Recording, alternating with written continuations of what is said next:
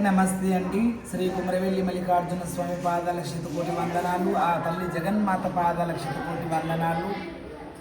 ఈరోజు అమ్మవారి జగదాంబ రేణుకా ఎల్లమ్మ జమదగ్ని సమేత రేణుకా ఎల్లమ్మ కళ్యాణ మహోత్సవం, అలాగే గొల్లకేతమ్మ శ్రీశైల భ్రమరాంబ సమేత మల్లికార్జున స్వామివారి కళ్యాణం జరుగుతుంది. ఇక్కడ ఇప్పుడు ప్రిపేర్ చేస్తున్నటువంటి ఈ బోనాలు, ఒక బోనం అమ్మవారు ఎల్లమ్మ తల్లి బోనం, ఈ బోనం కుమరవెల్లి మల్లికార్జున స్వామి. అలాగే ఈరోజు అమ్మవారి కళ్యాణం, మల్లన్న కళ్యాణం చేయడం, ఈరోజు సట్టేడు వారాలు ఈ రోజు నుంచి ప్రారంభం. చాలామందికి ఎన్నో డౌట్స్ ఉంటుంటాయి, సట్టేడు వారాలు ఎలా చేస్తారు అని. అయితే ఈరోజు మాత్రం చాలా సంతోషంగా ఉంది మాకు. సట్టేడు వారాలలోనే ఈ రోజు నుంచి, అంటే నిన్ననే సట్టి నిలబెట్టడం జరిగింది. మేము కూడా 5 కిలోల బండారి మీద అగండ దీపం పెట్టడం జరుగుతుంది. తర్వాత చెప్పులు వేసుకోవడం కానీ, ఏదన్నా చెడు చూడడము, చెడు మాట్లాడడము, చెడును అనుసరించడం, ఇవన్నీ కూడా ఏమి ఉండవు. ఇప్పుడే కాదు, ఎప్పుడు కూడా మన జీవితంలో ఇతరుల చెడు చేయడం కానీ, చెడు ఆలోచనలు చేయడం కానీ, చెడులు చూడడం కానీ ఎప్పుడు కూడా మన జీవితంలో ఎప్పుడు కూడా ఉండదని మనస్ఫూర్తి కోరుకుంటున్నా. అదే భగవంతుడు ముఖ్యంగా మొదట నచ్చేది మాత్రం భగవంతుడు, అదే నచ్చుతాడు. మనం ఎంత పరిశుభ్రంగా ఉన్నాము, ఎంత నీట్గా ఉన్నామని కాదు, ఎంత స్వచ్ఛమైన మనసుతో మనం ఉన్నామనేదే భగవంతుడు కోరుకుంటాడు. ఎందుకంటే ఆత్మశుద్ధి గొప్పైనది కాబట్టి ఎప్పుడు కూడా ఇతరులు బాగుండాలి, మంచిగా ఉండాలి అని మనం కోరుకుంటుండాలి. భగవంతుడు ఫస్ట్ మన లోపల ఇచ్చేది అది. ఏదో చేస్తున్నామా, ఇన్ని లక్షలు ఖర్చు పెట్టినామా, అన్ని కోట్లు ఖర్చు పెట్టినామా, దేవుడు ఆ కోట్లను చూసి, ఆ యొక్క అలంకారాలు చూసి దేవుడు ఎప్పుడు ఇష్టపడడు. దేవుడు ఇష్టపడేది మాత్రం భక్తి శ్రద్ధలతో చేస్తేనే భగవంతుడు ఇష్టపడతాడు. కాబట్టి ఆ రకంగా కుమరవెల్లి మల్లికార్జున స్వామి బోనం మాత్రం ఇలా ఉంటుంది. ఇది ఈరబోనం అంటారు. భగవంతుని మల్లన్న స్వామి బోనానికి బండారు పెట్టడమే ఉంటుంది తప్ప కుంకుమ పెట్టడము, లేకపోతే ఏమైనా కలర్స్ పెట్టడం ఏమి ఉండవు. ఈరబోనం అంటాము మనం. ఇలాగే అమ్మవారు అంటే పసుపు, కుంకుమ, కలర్స్ అన్ని కొట్టుకోవచ్చు. మల్లన్న బోనం అనే వరకు మాత్రం బండారు మాత్రమే. ఎందుకు ఆ బండారు? ఆ బండారు తేయడానికి తుర్కపట్నంకు పోయి పేరు మార్చుకొని తుర్కపట్నంకు పోయి 24 సంవత్సరాలు ఆ స్వామి బాధపడి కష్టపడి వాళ్ళ చేత దెబ్బలు తిని, అనరాని మాటలు కూడా ఆ స్వామి తిని, ఆ యొక్క సమయం అక్కడ ఉన్నటువంటి బండారు, మక్క లోపల ఉన్నటువంటి బండారు కానీ, గుగ్గిలం కానీ, మైసాచి కానీ అవన్నీ దొంగలించి మన రాజ్యానికి మనకు తేయడానికి, ఎందుకంటే వాళ్ళ దగ్గర ఉన్న అవి అనవసరమైన పదార్థాలు అయిపోయినాయి. అక్కడ మన భారతదేశానికి వస్తే వీళ్ళ బండారు వాసంతం ఆడుకుంటాము, పెళ్లి కొడుకులను చేసుకుంటాము, పెళ్లి పిల్లలను చేసుకుంటాము, భగవంతునికి వాడతాము, బోనాలకు వాడతాము, వంటలో వాడతాము, ఆరోగ్యానికి వాడతాము. బోనాల పండుగ అంటేనే ఏందండి, అది యాంటీబయాటిక్గా కూడా బండారు పనిచేస్తుంది. కాబట్టి బోనాల మీద కూడా బండారు, పసుపు, కుంకుమ అన్నములో పిసికి చల్లడం వల్ల కొన్ని రోగాలు కానీ, కొన్ని భూతాలు కానీ, కొన్ని ప్రేతాలు కానీ పోతున్నటువంటి సందర్భం ఉన్నది. తానిష మహారాజుకు స్వప్నంలో అమ్మవారి దర్శనం ఇవ్వడము, తానిష మహారాజు ముస్లిం అయి ఉండి కూడా గోల్కొండ కీల మీద అమ్మవారిని పెట్టడం, అదంతా మనం చూస్తూనే ఉన్నాం. ఒకప్పుడు పేగు వ్యాధి అని వచ్చింది. ఆ పేగు వ్యాధి కూడా ఈ బోనాల పండుగతోనే నివారణ జరిగింది. అంటే అంత సత్యం గల బండారు, కుంకుమ, గుగ్గిల మైసెస్ వాళ్ళ దగ్గర ఉంటే అవి అనవసరమైన పదార్థాలు అయిపోతున్నాయి. మన భారత ఖండానికి తీసుకపోతే అక్కడ ఉన్నటువంటి, ఇప్పుడు చూడు తెలంగాణలో ఎంత మనం ఈ పసుపు కుంకుమ లేని ఏ ఒక్కటి మనం చేయము. ఇతరుల రాష్ట్రాలు, ఇతరుల వాళ్ళు ఎట్లా చేస్తారో మనకు తెలియదు, కానీ ఇక్కడ మాత్రం మనకు అనువను యాపక్ కావాలా, అనువను కుంకుమ కావాలా, అనువను బండారు కావాలా. ఆడవిళ్ళు అంటే ఒక విలువ, గౌరవాలు మనం ఇస్తుంటాం. అలాగే రేణుక ఎల్లమ్మ కూడా ఏడంతరాల బోనం చేసుకోవడానికి ఉట్టి కుండలే ఉన్నాయి అనమాట. ఆమె చాలా సత్యంతో ఆ కుండల్ని తయారు చేసుకుంది. కనీసం పూజేయడానికి కూడా పసుపు కుంకుమ కావాలిగా బోనాలు. అలా అక్కకు కూడా సహాయం అయ్యిండు మల్లన్న. ఇగో అక్క పసుపు, ఇగో అక్క కుంకుమ, ఇగోని బోనం తెచ్చుకో అని కూడా ఒకప్పుడు రేణుకాదేవి కూడా సహాయం అయ్యిండు మల్లన్న. ఆ తెచ్చేవట్టుకేనే కదా అక్కడ అక్కకు కూడా అంత సహాయం అయ్యిండు. అక్కడ అనరాని మాటలు పడడం ఎందుకు అంటే సమయం గురించి. పోగానే సమయం ఎవరికి కూడా, అది మంచితనానికైనా చెడుతనానికైనా సమయం ఎవరికి దొరకదు. అదొక సమయం రావాలి. 24 సంవత్సరాలు ఆయన మక్కా లోపల కూడా వేచి ఉండి వాళ్ళకి చేయరాని పనులు చేసి అలా ఆ స్వామివారు అలాగా ఆ స్వామివారు కష్టపడి సమయం వచ్చిన తర్వాత ఆ తుర్కపట్నంలో అక్కడ ఉన్నటువంటి శివలింగం కూడా ఉంటే ఆ శివలింగానికి ఏం పూజలు కూడా చేయకుండా ముస్లిం సహోదరులు ఉంటే ఆ శివలింగం ఎట్లయితే భారత ఖండానికి ఇక్కడికి వస్తుంది, ఇక్కడ చాలా మనం ఎట్లా చేస్తామో తెలుసు శివునికి పూజలు అక్కడ ఏం లేవు. అందుకే కర్రావును కోసి ఆ కర్రావును ఎప్పుడైతే మల్లన్న కర్రావును బలిపెట్టిండో ఆ రక్తం పోయి శివలింగం మీద పడి శివశివ అని ఆ శివుడు భూగర్భంలోకి వెళ్ళిపోయింది అనమాట. ఎక్కడైతే శివలింగం భూగర్భంలోకి వెళ్ళిపోయిందో అక్కడనే వాళ్ళు గోరి కట్టడం జరిగింది. ఆ గోరిని అల్లా అనే పేరు పెట్టుకున్నారు. అందుకే వాళ్ళు మనం పెట్టినట్టుగా పోచమ్మ, మైసమ్మ, మాంకాలమ్మ, కనకదుర్గమ్మ, మల్లన్న, వీరభద్రుడు, వినాయకుడు ఇలా ఎన్నో కోట్ల దేవతల పేర్లు చెప్తాం. వాళ్ళు మీ దేవుడు ఎవరు అంటే అల్లా అంటారు.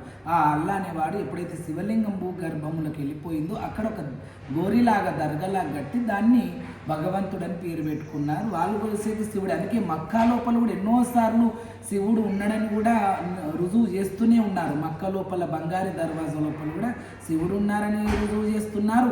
అలాగే కాశీకి ఆనుకొని ఒక దర్గా ఉంది, ఒక మసీద్ ఉంది, అందులో కూడా శివలింగం ఉంది. వీళ్ళు శివలింగాన్ని ఇలా దాచిపెట్టి మరీ పూజలు చేస్తున్నారు కూడా నిన్న మొన్న కూడా చాలా వీడియోస్ బయటకు వచ్చినాయి. అలా మల్లన్న స్వామి కర్రావును కోసి రక్తం శివుని మీద పడినప్పుడు లింగాన్ని ఇక్కడికి అందరికీ తెచ్చి ఇవ్వడం జరిగింది. అలాగే బండారు కుంకుమ గుగ్గిల మైసాచి గురించి ఆ కర్రావును కోసి గంజాయి కలిపి వాళ్ళందరూ తినబెట్టి వాళ్ళందరూ మత్తు రాగానే పండుకొని వాళ్ళందరూ వండుకున్నప్పుడు ఆ సమయం రాగానే ఆ బండారు కుంకుమ గుగ్గిల మైసాచి తీసుకొని తుర్కపట్నంకి వెళ్ళి కొమరవెల్లి మల్లన్న స్వామి రావడం జరిగింది. అక్క ఎల్లమ్మ తల్లిచ్చిన పుల్లటి గుర్రం సముద్రం దగ్గర ఎప్పుడైతే తుర్కపట్నానికి వెళ్తున్నాడో మక్కకు అప్పుడు పుల్లటి గుర్రం మీద పోయిండు, ఎల్లమ్మ తల్లిచ్చిన పుల్లటి గుర్రం మీద పోయిండు. కానీ 24 ఏళ్ళ దాకా అది ఎక్కడ ఉంటుంది?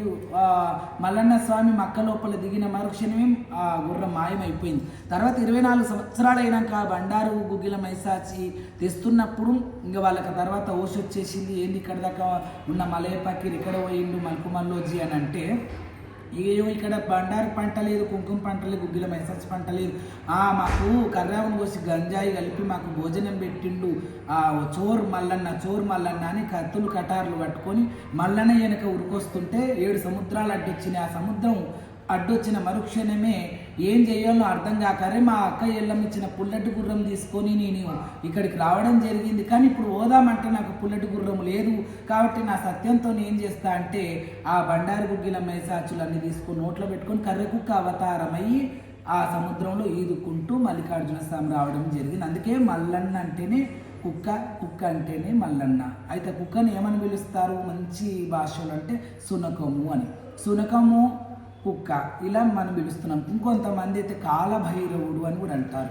మన ఇంటిని కాపలుండి కాపాడుతాడు కదా కాలభైరవుడు. కాశీలోపల కూడా అష్టకాల భైరవులు కావలుంటారు. అంత పెద్ద క్షేత్రము కాశీ 89 ఘాట్లు ఉన్నాయి.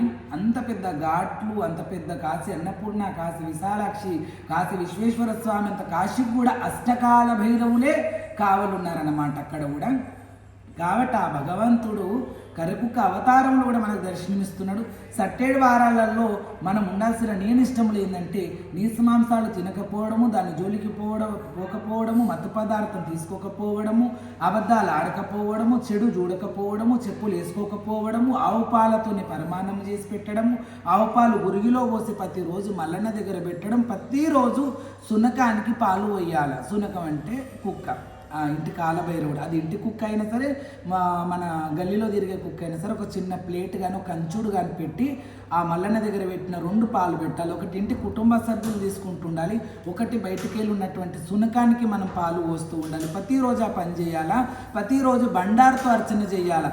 అయ్యో ఎలా చేస్తారు అర్చన?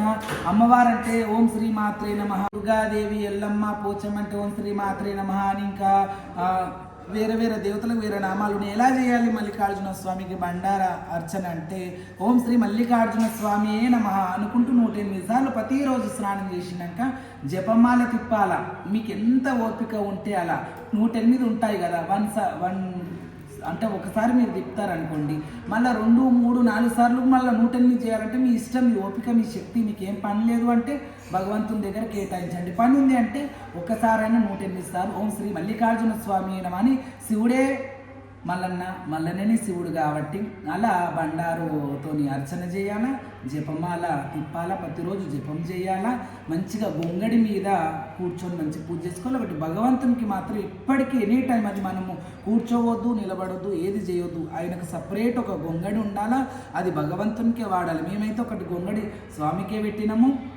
ఆ గొంగడి మీదనే మల్లికార్జున స్వామి ఫోటో విగ్రహము, ఒక 5 కిలోల బండారు కూడా గొంగట్లోనే ఉంటుంది. ఆ గొంగడి మీద ఒక ప్లేట్ పెట్టి దాని మీద అఖండ దీపం పెడతామన్నమాట. గుమ్మడికాయ కొడతాము, నిమ్మకాయలు పోస్తాం, కొబ్బరికాయ కొడతాం, పాల పరిమాణాలు పెడతాం. ప్రతిరోజు సునకానికి కూడా పాలు పోస్తాం. అలా మేము మల్లన్న సట్టి చేయడం జరుగుతుంది. చెప్పులు కూడా వేసుకోవద్దు. మాల వేసినోళ్ళైనా మల్లన్న దీక్షలు ఉన్నోళ్ళు కూడా వాళ్ళ ఇష్టం ఉంటే మాకు అవి గుచ్చుకుంటాయి అంటే అది మీ ఇష్టం. మా కాళ్ళు బాధపడతాయి కదండి. మనం బాధపడ్డా పర్వాలేదు, భగవంతుడు మెచ్చి మనకి ఏదో ఒక కోరిక నెరవేరిస్తే చాలు అనుకునే వాళ్ళు మాత్రం దయచేసి చెప్పులు వేసుకోకుంటే కొద్ది బాగుంటుందని మనస్ఫూర్తి కోరుకుంటున్నా. అలా మల్లన్న జపం చేయాలా, మల్లన్న కుంకుమ బండారుతోని అర్చన చేయాలా. మనం కూడా ప్రతిరోజు బండారు పెట్టుకోవాలా. బండారు బంగారం అవుతుందండి.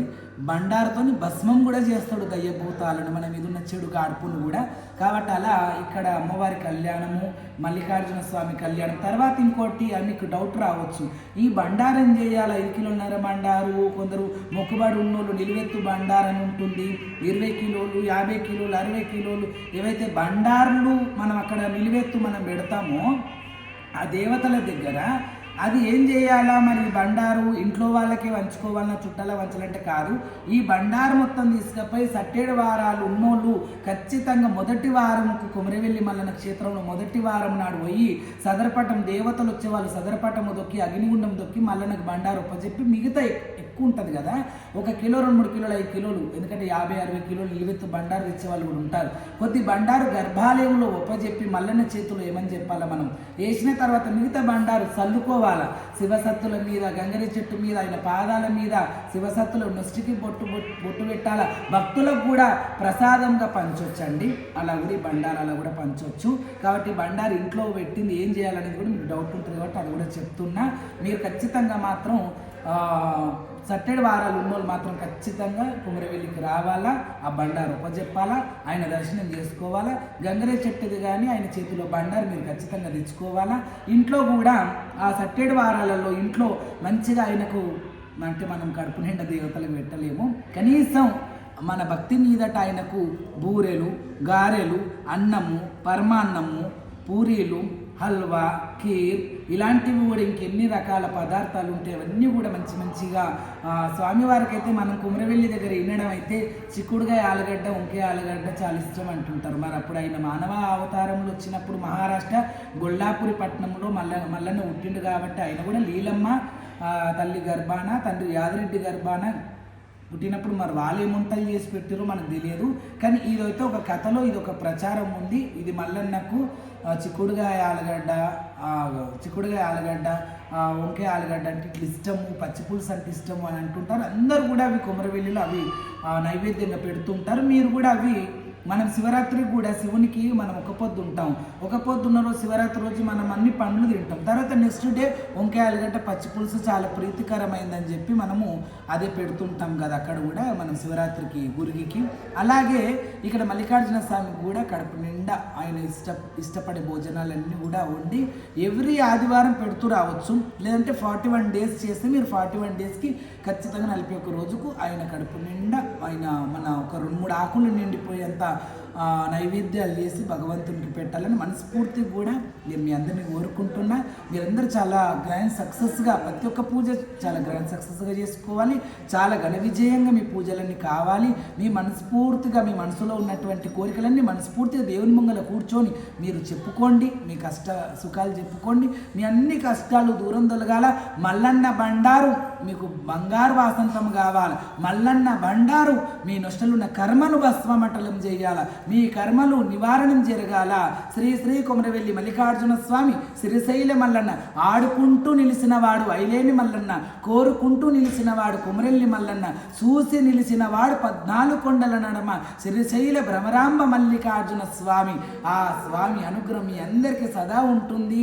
మంచిగా ఉంటారు మీరు. మీ అందరి చుట్టూ ఏ మృత్యువో ఏ గాలో దూలో తిరుగుతూ ఉంటుంది.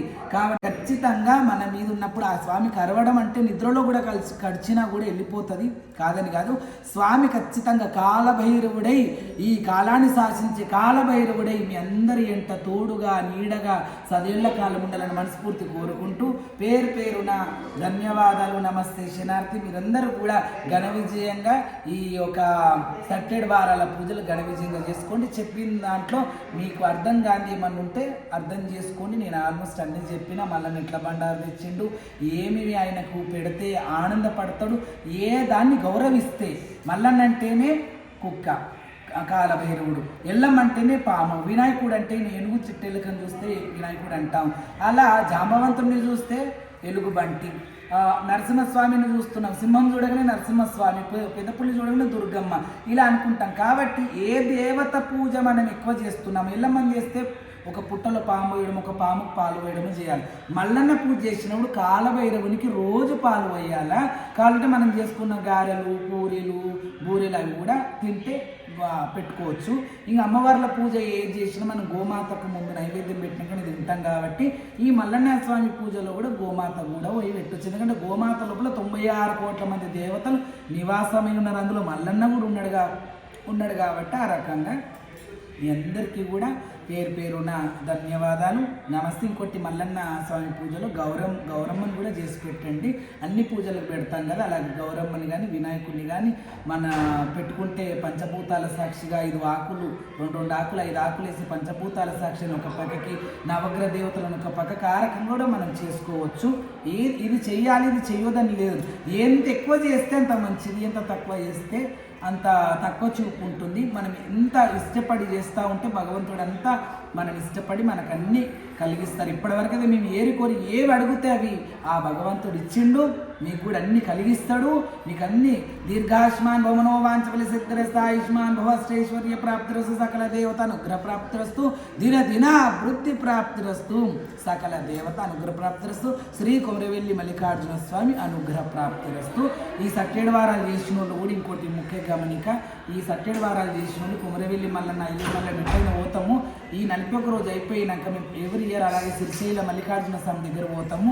శ్రీశైలం పోతే జ్యోతిర్లింగము శక్తిపీఠం అమ్మ ఇరుగురు దర్శనం ఇద్దరు మంచి ప్రాతాల గంగలో తానం చేస్తాం. కాబట్టి ఈ సట్టేడు వారాలు మనం మల్లన్న పేరుట చేస్తున్నాం. కాబట్టి శ్రీశైలంలో చాలా మంది శంకరుడు ఉన్నాడు, శివుడు ఉన్నాడు అంటాడు. శివుడైనా మల్లయ్య ఒకటే, కానీ అక్కడ ఉన్నది మాత్రం శ్రీ బ్రహ్మరామ మల్లికార్జున స్వామి అంటే మల్లన్న దేవుడే. కాబట్టి అక్కడ కూడా వెళ్ళి ఆ క్షేత్రంలో దర్శనం చేసుకోవాలని మనస్ఫూర్తి కోరుకుంటున్నా. మీ కోరికలు మళ్ళీ మళ్ళీ మళ్ళీ మళ్ళీ నిండు పండుగలో ఎల్లమ్మ మల్లన్న పండుగలో కోరుకుంటున్నా. మీ కోరికలన్నీ ఖచ్చితంగా నెరవేరాలి. కళ్యాణం కాని వారి కళ్యాణం, సంతానం లేని వారి సంతానం, ఇండ్లు లేని వాళ్ళకి ఇంత అద్భుతమైనటువంటి ఇల్లు కలగాలని మనస్ఫూర్తి కోరుకుంటున్నా. ఇప్పుడు మేము ఉన్నటువంటి పండుగ వికారాబాద్లో వాళ్ళకు సొంతం ఇల్లు ఉన్నది. అలాంటిది అక్కడికి ఇక్కడికి వచ్చి చిలుకూరు బాలాజీ దగ్గర ఇంత అద్భుతమైనటువంటి ఇంత అద్భుతమైనటువంటి ఇల్లు ఆ ఎల్లమ్మ పేరుట మల్లన్న పేరుట మా దీవనార్థులతో కూడా ఇంత అద్భుతమైనటువంటి ఇల్లు వీళ్ళు సొంతం చేసుకుని చాలా అద్భుతంగా కట్టుకున్నారండి. అలాగే మనం ఇంత నిష్టగా చేస్తే ఇంట్లో చాలా అద్భుతమైన నిష్టగా చేస్తారు. కాబట్టి వాళ్ళకి ఇంకా కలుగుతుంది, ఇంకా కలగాలని కూడా మనస్ఫూర్తి కోరుకుంటున్నా. మీరు కూడా అందరు ఎల్లమ్మను మల్లన్నను చాలా మీ కులదేవతలు కూడా ఉంటారుగా, ఇష్టమైన వాళ్ళందరినీ మీరు ఎంత అద్భుతంగా కొలుసుకుంటే అంత అద్భుతమైనటువంటి లాభము, అరకతి బరకతి అన్నీ మీకు కలుగుతాయని మనస్ఫూర్తి కోరుకుంటూ పేరున ధన్యవాదాలు. నమస్తే శనార్థి. మీ అందరికీ కూడా శివగణాదిలో ఒక్కొక్క పూజ శనార్థి చెప్తే సర్వే జనా సుఖినో భవంతు.